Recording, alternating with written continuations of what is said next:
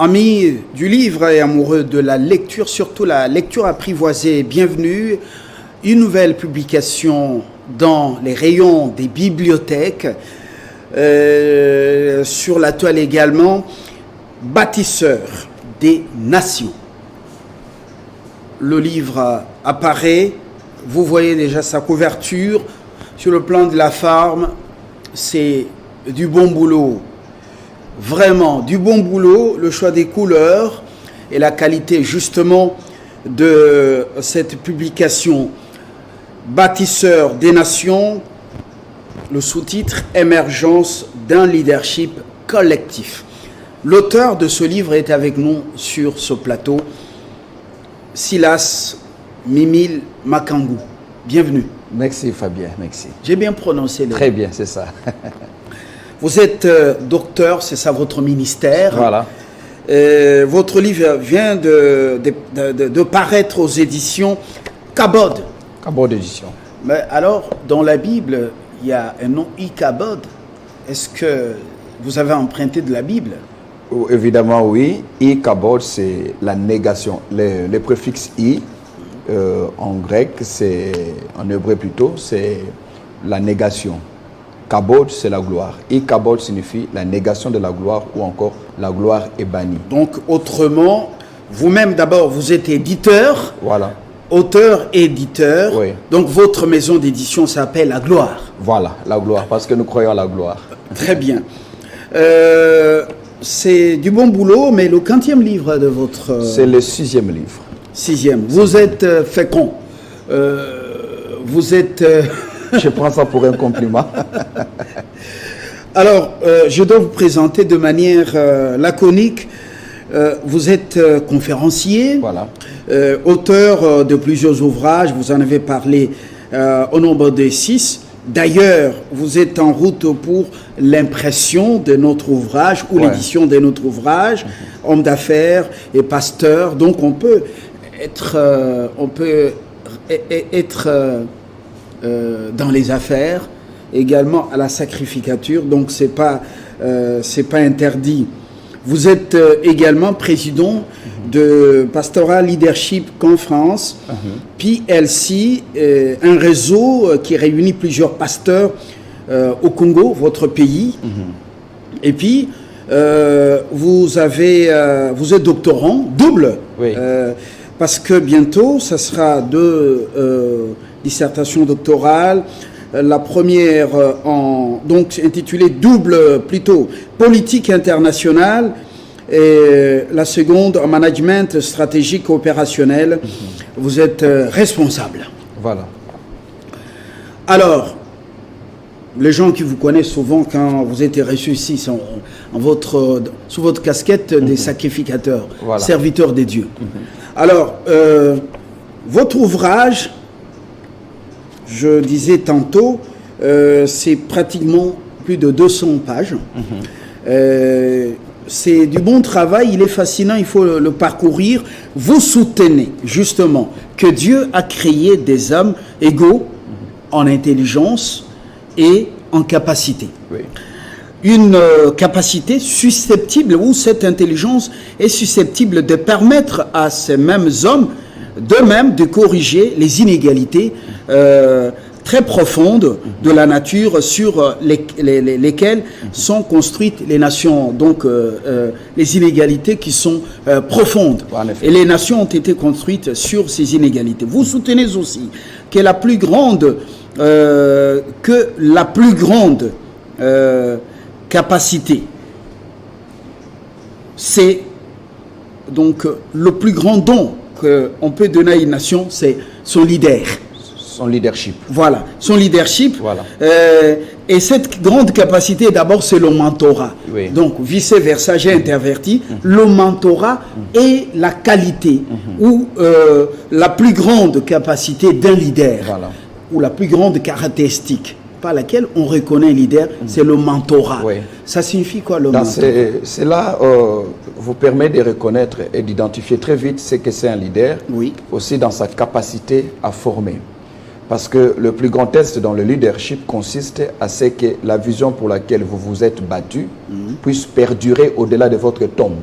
C'est-à-dire, on reconnaît un véritable leader lorsque l'idéal pour lequel il s'est bâti peut être pérennisé même après sa mort. Et comment pérenniser votre vision, comment pérenniser votre perception des choses, c'est dans les mentorats, dans la formation. Les disciples ne se décrètent pas, les disciples, on les forme.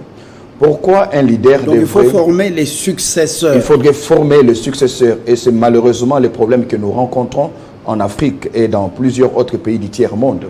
Parce que quelque chose de bon peut commencer, mais facilement la bonne chose finit lorsque son initiateur disparaît. Simplement parce que celui que l'on présente comme leader ne s'est pas donné la peine de pouvoir former, inculquer aux autres le bien fondé de sa lutte. Un leader devrait toujours se rassurer que sa vision n'a plus besoin de lui pour que cette vision aboutisse ou atteigne le bon port. C'est-à-dire, un bon leader, on le reconnaît lorsqu'il cesse d'être indispensable dans la réalisation de sa vision. Comment être géniteur d'une vision et à la fois cesser d'être indispensable? C'est lorsque vous vous donnerez la peine de former les autres, leur dire où est-ce que vous voulez aller, pourquoi vous voulez y aller, avec quoi vous voulez y aller et dans combien de temps vous voulez y arriver. Parce que ce qu'il ne faudrait pas oublier, M. Fabien Sous le Soleil, quelle que soit la beauté de votre vision, quelle que soit la grandeur de vos ambitions, vous devez toujours savoir que nul n'est éternel. Nous avons vu de grands leaders s'élever. Je prendrai l'exemple de Mao Tse-tung en Chine.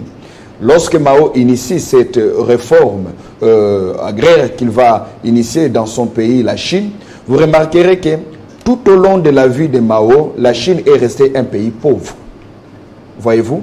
Mais ce sont ceux qui sont venus après Mao qui ont su apporter la moisson de la semence que Mao avait placée sous la terre. Ce qui suppose donc... Parce qu'il a affecté sa vision. Parce qu'il a... Il a impacté ceux de sa génération. Parce qu'en réalité, dans le leadership, les gens ne doivent pas vous suivre à cause de vos beaux yeux. Les gens ne doivent pas vous suivre à cause de votre costume, moins encore à cause de l'argent que vous dépensez en leur distribuant. Les gens doivent non pas intégrer votre personne, mais intégrer votre vision. Et pour cela, il est demandé donc au leader que vous êtes de pouvoir développer une intelligence communicationnelle qui consiste à dire aux autres ce que vous pensez être bon, non pas pour vous, mais pour la communauté tout entière. Vous dites qu'un leader, dans votre livre, je l'ai emprunté justement tout au début, vous dites qu'un leader qui meurt avec la vision, eh ben, c'est un gâchis total. C'est le plus grand gâchis que l'on puisse connaître lorsqu'un leader se fait enterrer avec sa vision. Pourquoi un leader se ferait enterrer avec sa vision? Justement parce que il n'a pas tenu compte de ces deux éléments. Premier élément, c'est que sa vulnérabilité face à la mort. On peut se lever un bon matin et tout au long de la journée connaître la mort. Mais la vision que vous avez engendrée, la vision que vous avez initiée, déjà n'a cessé d'être votre vision à vous. Vous avez réussi à en faire une vision collective. Et pour que cette vision qui hier était personnelle... Le sous-titre de votre ouvrage, Émergence d'un leadership collectif. Voilà. L'émergence d'un collectif, on voit la collectivité. La collectivité, oui. L'orchestration des efforts, des intelligences, des savoirs et des compétences. Pourquoi j'ai dit émergence d'un leadership collectif? Lorsque vous regardez très bien les nations africaines, nous sommes encore dans ce que j'appelle le leadership messianique. Un leadership qui ne peut pas marcher. Le leadership où l'on considère que la solution à nos problèmes viendrait d'un super-homme. Le leadership de Superman. Le leadership de homme-dieu. Ces leaderships présentés par la plupart des tyrans et des dictateurs ont montré leurs limites. Pourquoi? Parce que toute la communauté, comme dans une pyramide, a levé les yeux pour regarder un homme providentiel. Et ces hommes providentiels ont montré leurs limites. C'est quoi le leadership collectif? Le leadership collectif, c'est justement le contraire de ce leadership messianique qui voudrait à sec, dans une nation comme la nôtre par exemple, que l'on cesse de croire que la solution à nos problèmes émanerait de la classe ou du personnel politique. Voyez-vous? Il faudrait que le corps religieux joue sa partition. Il faudrait que l'élite scientifique joue sa partition. Il faudrait que les hommes des médias que vous êtes jouent leur partition pour que nous puissions finalement aboutir à cette émergence d'un leadership collectif. Les problèmes auxquels nous faisons face sont multiformes. Ce sont des problèmes ayant plusieurs figures. Donc, on ne peut pas croire qu'un individu à lui seul président de la République soit-il, empereur soit-il, ou que sais-je encore, à lui seul saurait résoudre des problèmes qui affectent la communauté tout entière. Et le leadership collectif, justement, c'est ce leadership qui, au sommet de la communauté, développe la capacité d'être le maestro, d'être l'organisateur de cette orchestration, où l'on voit les acteurs culturels apporter leur meilleur, les acteurs scientifiques, universitaires, les hommes des médias, les hommes religieux, tout simplement parce que la vie au sein d'une communauté est le pluriel, elle est multiforme. Voilà. Et pour cela, il faudrait un leadership collectif, réduire le nombre de spectateurs et accroître le nombre d'acteurs. Très important.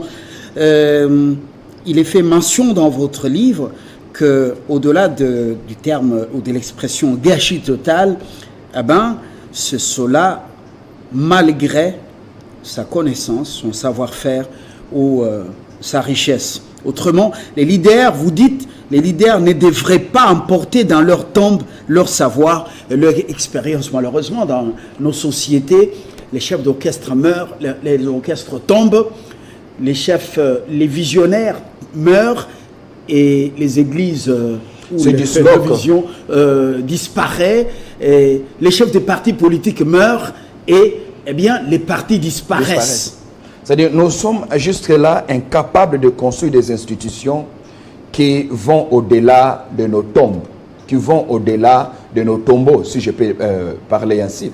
Nous sommes incapables jusque-là d'ériger des institutions ou des structures qui peuvent, comme on le voit aussi sous d'autres siècles, durer 200 ans, 300 ans, 400 ans. C'est possible. Aujourd'hui, vous arrivez dans certains milieux de la planète, vous rencontrerez des entreprises qui ont fait 125 ans, 130 ans, des partis politiques qui ont 60 ans.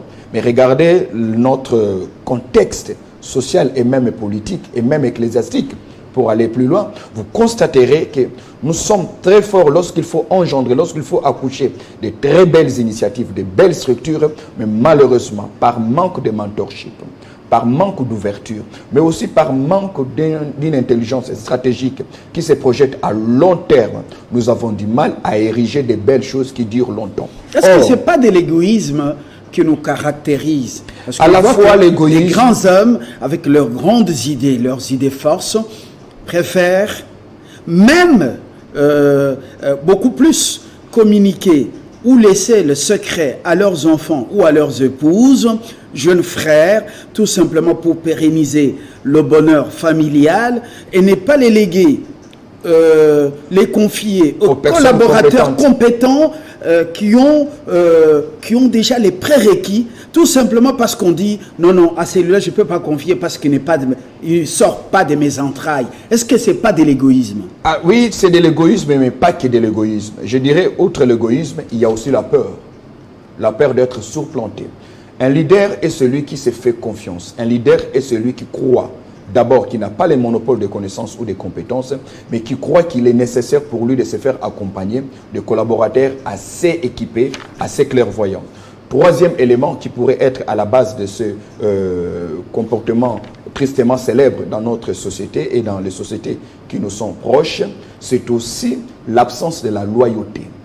Plus d'une fois, les gens ont vu, après leur mort, des gens ont dépossédé sans pour autant renvoyer, ne fût-ce que les 1/10 à la famille biologique, des efforts que leur père ou leur mère auraient engagés pour la création de la structure. On le voit dans tous les domaines. On le voit dans tous les domaines. Le manque de reconnaissance, de loyauté amène maintenant certains visionnaires à entrer dans le tombe avec leurs idées, leur savoir-faire. Et ce qui est une erreur assez grave parce que à la fois, le leader est en train de couper l'arbre qu'il a planté lui-même. Mais pourquoi il le fait? Il le fait par peur. Il le fait parce qu'il pense que ceux qui sont avec lui ne sont pas loyaux. Voyez-vous? Mais la quatrième raison qui amènerait les leaders ou encore les visionnaires à se comporter de la sorte, c'est l'ignorance. Quelle ignorance? L'ignorance parce que l'intelligence stratégique dont vous avez besoin en tant que leader à la tête d'une communauté, que ce soit une nation, une église ou encore une entreprise, c'est de pouvoir investir pour récolter à long terme. Pas seulement à court, à moyen, mais beaucoup plus à long terme. Vous serez beaucoup plus honoré sur votre vision, votre institution, votre structure, vos actes. continueront à être éloquents même après votre disparition physique. Et pour cela, vous devez bannir l'ignorance. Vous devez bannir la peur d'être trahi par vos collaborateurs. Vous devez bannir l'égoïsme, voyez-vous, parce que les leaders, c'est qui? Les leaders, c'est comme cet arbre qui donne le fruit, même quand lui-même n'en mange pas. Les leaders, c'est comme cette rivière qui laisse les eaux couler, même quand elle-même ne boit pas cette eau-là.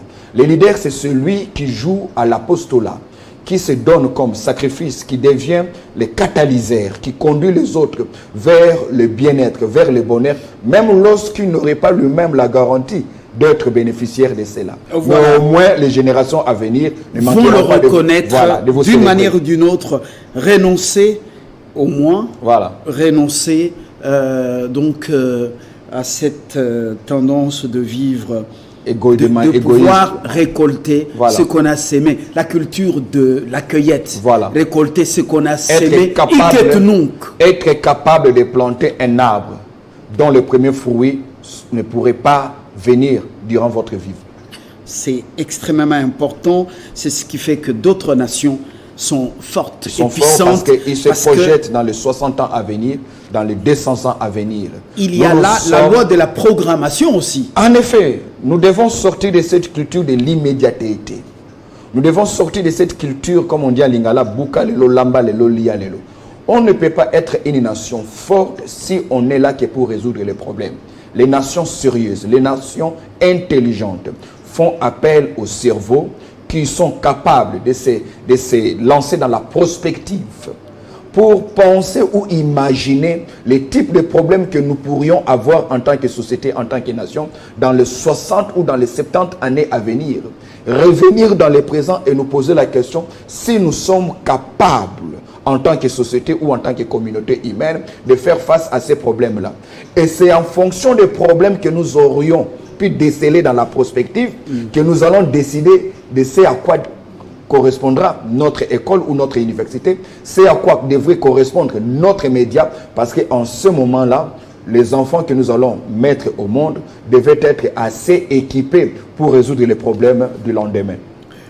Vous dites que chaque nation a une vocation. Le rôle du leader, c'est de transformer cette vocation en vision et ensuite faire de cette vision une réalité. Et la finalité, c'est le bien-être collectif ou le bien-être commun. Et ça, c'est extrêmement important. Pouvez-nous en parler? C'est important parce que je crois que autant les individus ont des destinées distinctes, je le crois que même le Dieu créateur n'attend pas de toutes les nations la même chose. Chaque nation doit apprendre à jouer sa partition. Mais comment une nation parviendrait-elle à jouer sa partition si elle n'a pas d'abord découvert sa vocation? Je prendrai l'exemple qui est le nôtre. Voyez-vous, nous sommes au centre de l'Afrique. Ce n'est pas un hasard que nous soyons justement placés au centre de l'Afrique. Ce qui signifie que la vocation au leadership est pour nous une vocation naturelle en tant que nation. Et le rôle du leader, c'est celui de transformer cette vocation naturelle ou divine pour en faire un programme national. Et pour cela, il faudrait faire appel aux intelligences nationales. Intelligence nationale, ce n'est pas ce que nous manquons. Nous devons nous poser la question, pourquoi est-ce que Dieu nous a donné tout ce qu'il nous a donné? Est-ce pour autant que nous devons subir la méchanceté ou encore la jalousie de puissances étrangères, ou bien Dieu nous a donné ces richesses à l'excès, juste aussi pour nous aider à nous construire en tant que puissance internationale et régionale? Et pour cela, nous avons besoin d'un leadership qui conçoit les choses de cette manière-là. Et ce leader qui parvient à découvrir la vision de la nation va nous l'inculquer en tant que peuple, en tant que nation, et cela nous amènera, cette fois-là, à tenir compte de ce pourquoi nous existons en tant que peuple. Voilà. Vous avez déjà défini quelques concepts, mais je voudrais revenir à vous dans l'intitulé de votre ouvrage, « Bâtisseurs des nations », au pluriel. Qui sont les bâtisseurs? Bâtisseurs des nations, d'abord, M. Fabien, j'ai insisté, bâtisseurs parce que les nations se bâtissent. Les nations ne sont pas le fruit d'un accident ou encore de l'aboutissement de temps. Voyez-vous, pour qu'une nation existe, elle devait être bâtie. Et qui dit bâtir suppose qu'il y a au préalable un plan. Voyez-vous? Mais qui sont ceux qui élaborent les plans? Ce sont eux les bâtisseurs. C'est qui? C'est ce que j'appelle ici l'élite. C'est ce que j'appelle ici l'intellectuel, qui est de loin différent de l'universitaire, qui lui n'est que détenteur d'un diplôme, qui du reste n'est qu'une présomption de connaissance. Mais l'intellectuel, c'est celui qui fait travailler en premier lieu son cerveau. C'est celui qui se remet de temps en temps en cause. C'est celui qui pense que le bien-être collectif est une vocation naturelle. Donc l'intellectuel est différent de l'instruit. Il est très différent de l'instruit. On peut avoir des instruits qui ne sont pas intellectuels, comme on peut aussi avoir des intellectuels qui n'ont jamais été à l'école. Nos grands-parents ont fait preuve, quand vous regardez la manière dont nos sociétés ancestrales ont été gérées, on n'a rien à envier avec nos sociétés modernes aujourd'hui. Ils n'étaient pas bariolés des diplômes, mais c'était des gens sages. C'est justement c'est comme ça que je dis, la différence c'est que l'instruction, on la tire de l'école, de manière générale aujourd'hui. Oui. Okay? Donc, l'intellectuel n'est pas celui qui a forcément un diplôme. Et c'est là où nous devons faire un effort aujourd'hui en tant que nation, c'est de nous rassurer qu'il n'y ait pas beaucoup plus d'universitaires que d'intellectuels. Pourquoi? Parce que les nations africaines ont saigné, les nations africaines se sont asphyxiées entre les mains des universitaires africains, et pourtant maintenant nous avons besoin des hommes et des femmes qui réfléchissent, des hommes et des femmes qui se remettent en cause, des hommes et des femmes qui peuvent évaluer l'impact de leurs actions, non pas dans les 5 ans, mais dans les 50 ans ou dans les 60 ans à venir. Voilà. Dans votre livre, vous dites que la véritable crise est essentiellement d'ordre humain. Une crise de l'élite. Voilà. Autrement, des bâtisseurs. Des bâtisseurs. Et vous dites, si un pays est malade, c'est en réalité son intelligentsia qu'il est, c'est-à-dire qu'il y a absence d'un leadership collectif capable de guérir cette nation. Et ça, c'est extrêmement important. Votre livre va au-delà du Congo. Oui. Et on sent que nous sommes plusieurs nations concernées par cet ouvrage. Il suffit de voir ce qui se passe dans l'Afrique subsaharienne. Vous aurez l'impression que nous faisons face aux mêmes démons. Nous faisons face aux mêmes problèmes. Nous faisons face aux mêmes situations. Voilà pourquoi nous avons tout fait pour que la thérapie que nous proposons dans ce merveilleux livre ne soit pas applicable qu'à la situation congolaise, mais aussi qu'un pays comme le Burundi, un pays comme le Rwanda, un pays comme le Soudan, ainsi de suite, peuvent recourir à cet ouvrage pour voir quels sont les moyens le plus rapide, mais aussi le plus solide qui puissent aider ces nations suffocantes aujourd'hui à pouvoir sortir de leur malaise et devenir de puissance, tant sur le plan régional, sous-régional que sur le plan régional. Donc la maladie d'un pays est avant tout la maladie de son élite. Chaque société a son élite. Mais le problème, le niveau de lumière, parce que l'élite, c'est aussi ce que j'appelle les illuminés, ceux-là qui ont une meilleure perception de la vie, ceux qui ont... Pas forcément ceux qui sont dans les sectes pernicieuses. Non, ceux qui vont dans les sectes pernicieuses, justement, ils y vont pour se perdre. Voyez-vous, ils y vont pour se perdre. Lorsque je parle des illuminés ici, je parle des personnes détenteurs d'assez de lumière. Et c'est quoi la lumière ici? La lumière, c'est la connaissance. L'élite, c'est ceux-là qui ont plus de connaissances que les autres. Mais ils ne devaient pas seulement être détenteurs de ces connaissances. On devait voir les répercussions de ces connaissances dans le quotidien de la société ou de la communauté nationale. On reconnaîtra notre élite dans la manière dont les choses vont être conduites, faites au sein de notre société ou de notre communauté nationale. Et pour cela, notre élite a besoin d'être repensée. Notre élite a besoin de se poser de véritables questions. Des questions d'ordre existentiel et d'ordre vocationnel. Et lorsque nous parviendrons à nous poser ces questions, en définissant qui nous sommes d'abord en tant que peuple, pourquoi nous existons, comment est-ce que les autres nous perçoivent, quelles sont les définitions que les autres ont de nous, comment est-ce que nous nous définissons nous-mêmes, eh bien, nous allons pouvoir mettre en place cette feuille de route, voyez-vous, que je propose dans cet ouvrage pour dire qu'il y a des tares que nous devons à tout prix combattre. Des tares que nous devons à tout prix combattre. Et là, j'ai commencé, vous constaterez, par le tribalisme. il faudrait au chapitre fin premier, au chapitre premier, du tribalisme au patriotisme. Il faut passer du tribalisme pour aller au patriotisme. Il faut un leadership qui nous donne le goût de nous retrouver tous sous les drapeaux nationaux et non pas ce leadership qui nous donne l'impression de vouloir, qui nous donne la passion de nous cacher sous les insignes de nos tribus. Les tribus ne sont pas une fatalité. Les tribus sont une bénédiction. Les tribus sont cette diversité qui constitue notre beauté nationale. Les tribus ne doivent pas être la finalité de nos actions, mais les tribus doivent être le point de départ pour aboutir au drapeau national. Il ne faut pas qu'on enlève le goût de la lecture au lecteur. Et il faut qu'il recherche encore ce livre. Il faut qu'il recherche. Sinon, vous allez tout étaler. Parce que vous avez justement cet art de communiquer. Passer du tribalisme au patriotisme. Au deuxième chapitre, vous parlez de notre école, notre avenir, et ça c'est très important, c'est que les lecteurs vont découvrir. Et également au chapitre 3, vous abordez un problème. Parmi les tares, il y a la corruption. La corruption. Et vous l'appelez même un démon. Un démon. Un démon, et il est plus nuisible que les autres démons. Voilà. Au chapitre 3, le travail, culte et culture. Voilà. Votre livre est très riche.